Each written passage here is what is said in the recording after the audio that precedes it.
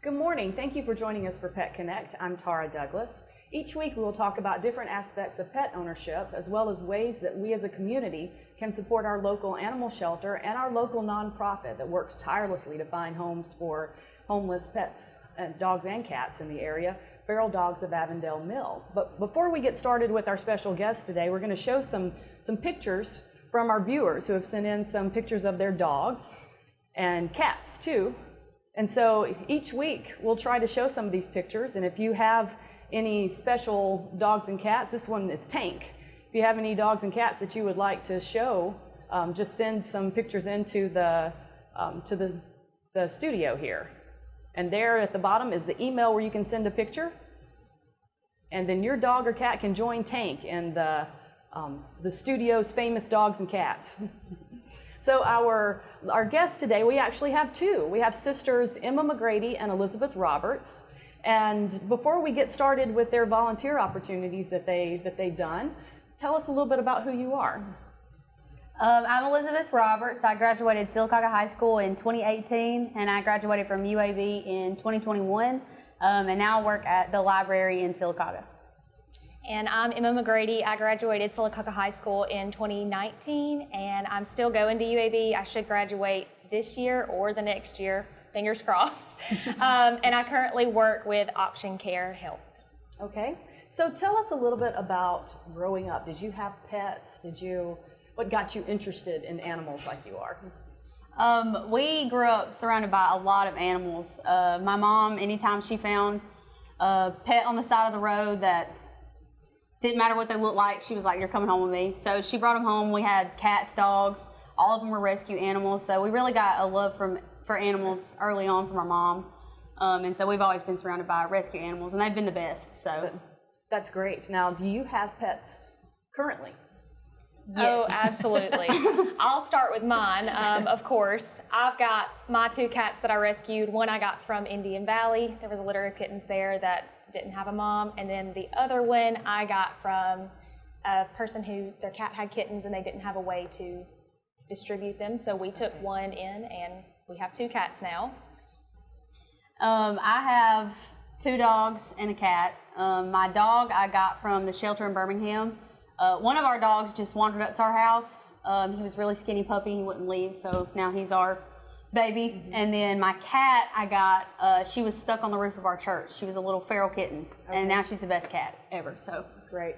And it's so wonderful to have people like you and other people in the community that have taken in dogs and cats. But I was going to sneak in right now, since we're talking about it.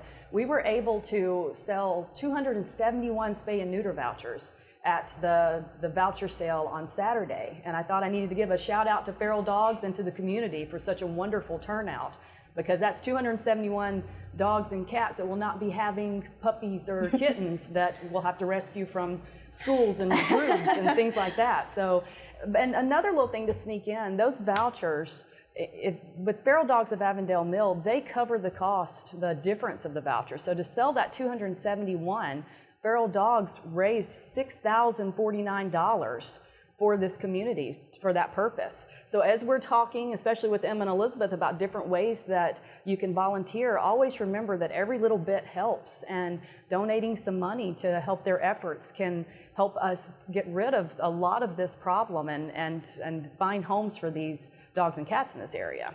So we've talked a lot about fostering on the show. I've had several fosters that have come in, but I want the community to understand that we have other ways to volunteer. And Emma and Elisabeth actually did something quite interesting that I thought looked like a lot of fun for them and the dog, which was Doggy Day Out. So ladies, tell us about Doggy Day Out and what that was about. Okay, so just to how we got started, Elisabeth and I used to spend every other Saturday together, and one Saturday we kind of looked at each other and thought, what are we going to do today?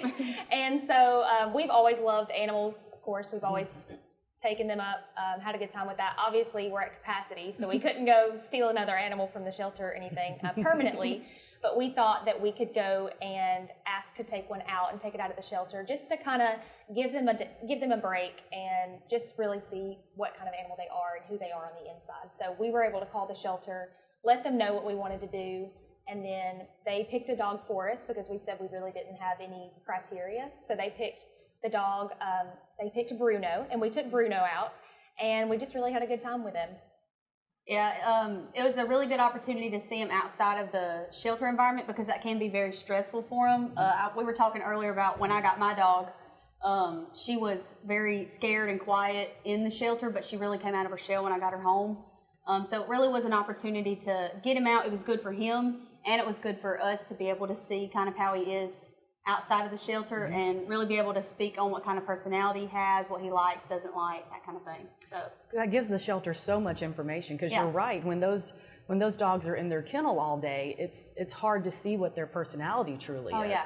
And as the community, when you're going through the shelter and you're looking at the different dogs, it's so nice to get them away from the kennel so you can see what that personality is. So tell us a little bit about Bruno. What did you discover about him? And I believe we have some pictures of Bruno and your trip taking him out. So the first thing that we noticed about Bruno was that he was just an odd shape. In a cute way. In a cute way. He's got the shortest, stubbiest little legs, but he's so thick in regards to his body and his head. I mean, he's got the biggest head. It's so wonky on his body, and all we could do, like when we saw him, was laugh. He was really shy at first, didn't want to jump in my car. We kind of had to lift him up, which was just funny, watching me lift this 50-pound, short, little stubby-legged dog into my car.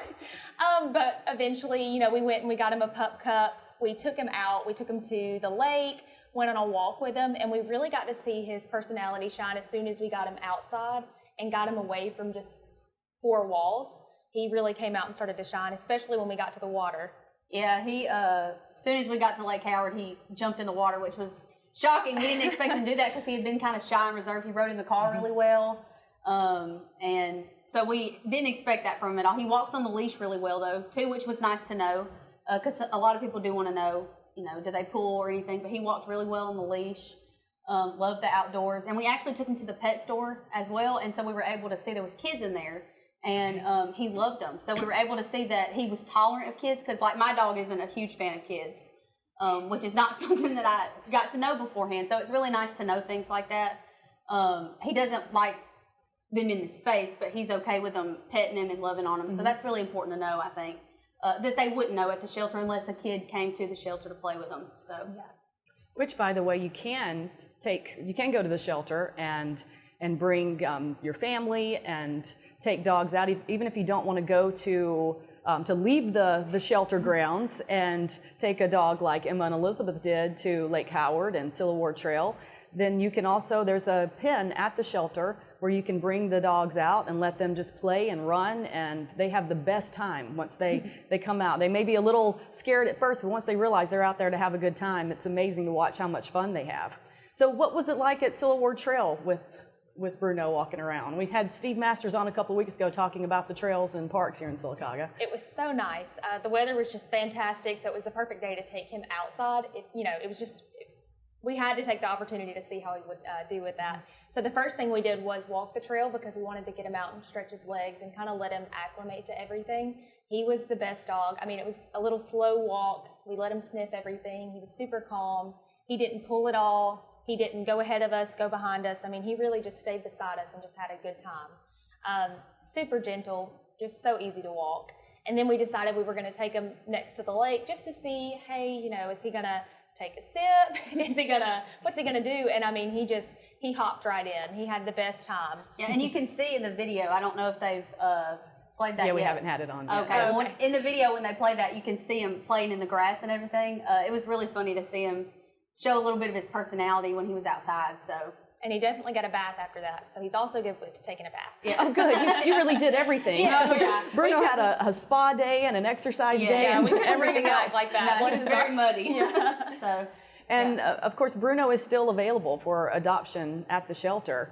And he and all of the other 60+ dogs there are waiting for someone to come and adopt them and to take them out and get introduced to the world and the community so we can have more information about them.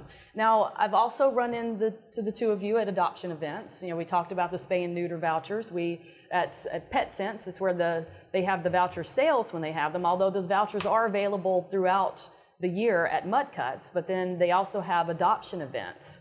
And I ran into the two of you there at the adoption event, and it's such a good experience for that as well because they can bring some dogs and cats there to for the community to see. Right. And Yeah, I mean, when we were there, we got to see all the dogs. We got to see how they would interact with other dogs, dogs that they knew from the shelter, dogs that they didn't know that had just been walked up with their owners. So we got to see really how they interacted with strangers, with kids, with all the other dogs. And it was just a lot of dogs at once. So it wasn't just you going to pick one dog and take them the whole day. It was, hey, here's all these dogs that we're going to spotlight. You know, what do you think? Yeah. So we got to see their personalities a little bit in that aspect as well. So it was nice. And it gives some really good exposure to feral dogs in the shelter, because people that wouldn't necessarily have gone to the shelter are going and shopping at the Hobby Lobby and TJ Maxx Yeah, and absolutely. PetSense and seeing those dogs and cats out there and wondering what's going on. And then Because it coming does in. draw attention, that's Oh, for yeah. sure. When you see the dogs and cats and the people there, it does draw attention. So I think it's very good exposure for them. Absolutely. So is there anything else the two of you would like to share about your pets or your experience? In my experience, the best pets have been the ones that have been rescued. That's what I was going to say. Those, I mean, they're so grateful, and they're just the best pets. They will love you, protect you, and I mean, their personality will just merge with yours, and they'll become a part of your family. They've just been the best dogs and cats that we've ever had. I mean, pretty much the only dogs and cats that we've ever had, but the best. I mean, just fantastic. As cheesy as it is, my dog is my best friend. Yeah, she that I got is. from the shelter.